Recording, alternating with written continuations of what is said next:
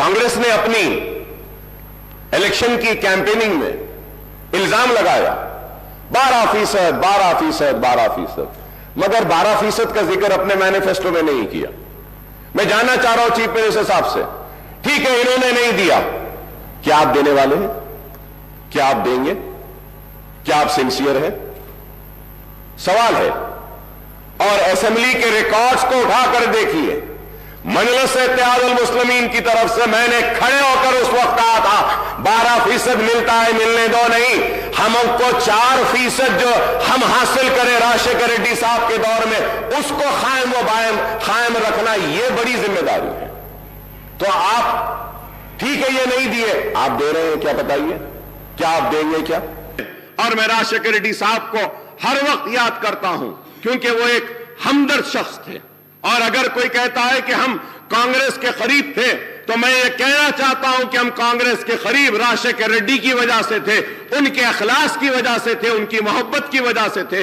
AIM के नेता अकबरुद्दीन ओवैसी ने शनिवार को विधानसभा में राज्यपाल के अभिभाषण पर धन्यवाद प्रस्ताव के दौरान बोलते हुए अपनी पार्टी और कांग्रेस के बीच गठबंधन की संभावनाओं को खारिज कर दिया।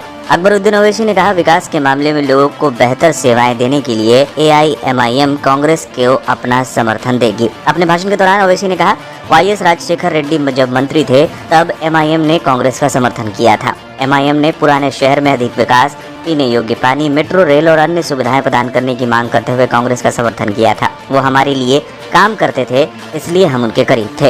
राजशेखर रेड्डी साहब के दौर से हम बोलते आए हैं और मैं राजशेखर रेड्डी साहब को हर वक्त याद करता हूं क्योंकि वो एक हमदर्द शख्स थे। और अगर कोई कहता है कि हम कांग्रेस के करीब थे, तो मैं ये कहना चाहता हूं कि हम कांग्रेस के करीब राजशेखर रेड्डी की वजह से थे, उनके अखलास की वजह से थे, उनकी मोहब्बत की वजह से थे, उनके हमारे लिए हमारे मसाइल को हल करने की वजह से थे।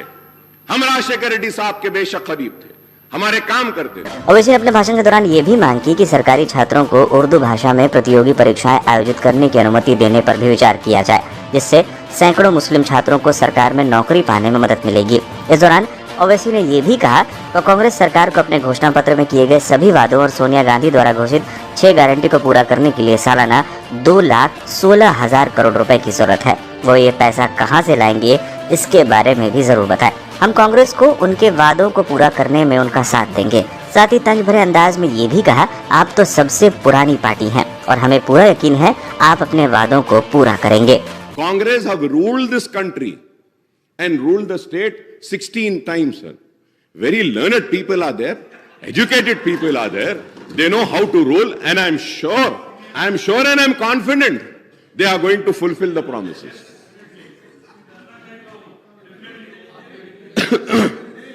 सर चीयूता सर उसमें मंथली पेंशन 4,000 देंगे बोले, मंथली एम्प्लॉयमेंट अलाउंस भी देंगे बोले। Sir I was reading the newspaper, sir. So in that it was written that the required amount would be 70,000, sir. But sir, I want to correct, sir. As per my calculation, I might be wrong.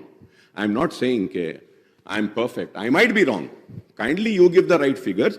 As per my homework, my research, my calculations, sir, the total requirement only for 6 guarantees, is going to be 2,16,018.15 crores.